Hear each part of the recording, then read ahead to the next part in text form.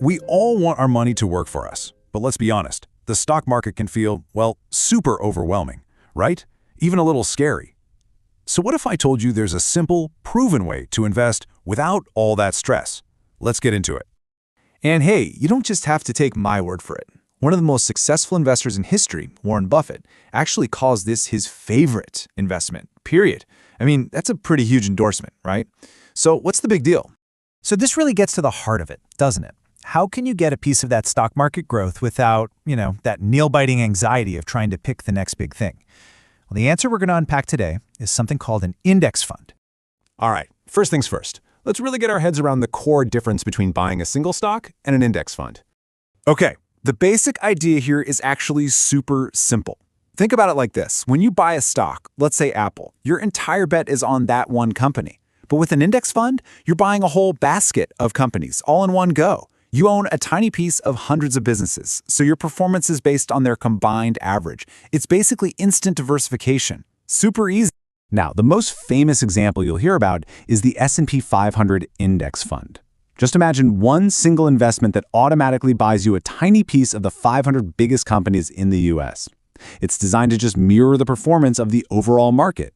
So when you hear on the news that the market went up 1%, guess what? Your S&P 500 index fund is going to go up pretty much exactly 1% too. Now, here's a number you'll hear a lot. Historically, the US stock market has returned on average about 10% a year. Now, and this is a big but, that is absolutely not guaranteed. Some years are going to be down, some way up, there's always risk. But when you zoom out and look at the long haul, that 10% is kind of the benchmark. It's all driven by, the economy growing, innovation, and companies just getting bigger and better over time. Okay, that all sounds pretty great, right?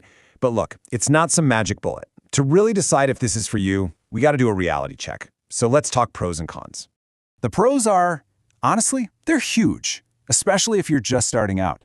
First up, lower risk. You're not putting all your eggs in one basket. Your money is spread out. Second, it's a proven way to build wealth over the long haul. This isn't some new fad. And maybe the best part, it is truly passive. Once you're in, you're pretty much done. No homework, no constant checking, no stress.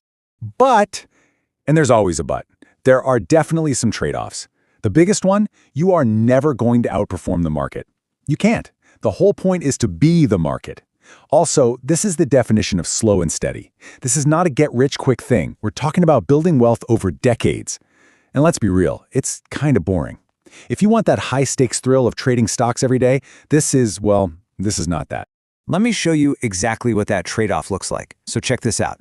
Over a recent 5-year stretch, an S&P 500 fund, it gave you a fantastic 82% return. Awesome. But a hot stock like Tesla, it returned a mind-blowing 775%. Of course, for every Tesla, there are 100 stocks that went down or went nowhere. With an index fund, you're giving up that shot at winning the lottery in exchange for just, steady, stable growth. Okay, so let's say you've heard all that and you're thinking, yep, boring and steady sounds good to me. So how do you actually pick one? Let's build a super simple framework for making that choice. So you're going to see a bunch of popular S&P 500 funds out there like these ones from Schwab, Fidelity, and Vanguard. And honestly, they all do the exact same thing. They track the same 500 companies. The real difference is in the details, like how much you need to start and this tiny little fee called the expense ratio. So when you're comparing them, you really only need to look at 3 key things. First, the minimum investment. How much cash do you need just to get in the door? Some are literally $1. Second, transaction fees. We'll talk more about this, but the goal here is to pay 0. And third is that expense ratio. It's a tiny annual fee, and your mission is to find the absolute lowest one you can. We're talking way, way below 0.05%. Okay, this brings me to the single most important rule of thumb that just makes this whole decision super easy. To avoid those pesky transaction fees, just match your fund to your brokerage. Want the Schwab fund? Open a Schwab account. Want the Fidelity fund? Open a Fidelity account. It's really that simple. All right, now for the fun part. Let's actually walk through the action plan. We're going to go step by step through how you'd make your very first investment. It's easier than you think. Seriously, it all boils down to just 4 simple steps. First, you pick your fund and its matching brokerage, just like we talked about. Second, you open the account online. It takes like 15 minutes. Third, you place your buy order for whatever amount of money you want to invest. And fourth, you'll see a little checkbox about something called dividends, and you've got to decide what to do with them. And that right there brings up a super common question. People see that word and they're like, what on earth are dividends? And should I reinvest them? Okay, so dividends are basically tiny cash payments. They're your little slice of the profits from all those companies in your fund. And the advice here could not be simpler. Always reinvest them. Just check the box. What that does is it takes that little bit of cash and automatically buys you more shares of the fund. And then those new shares start earning their own profits.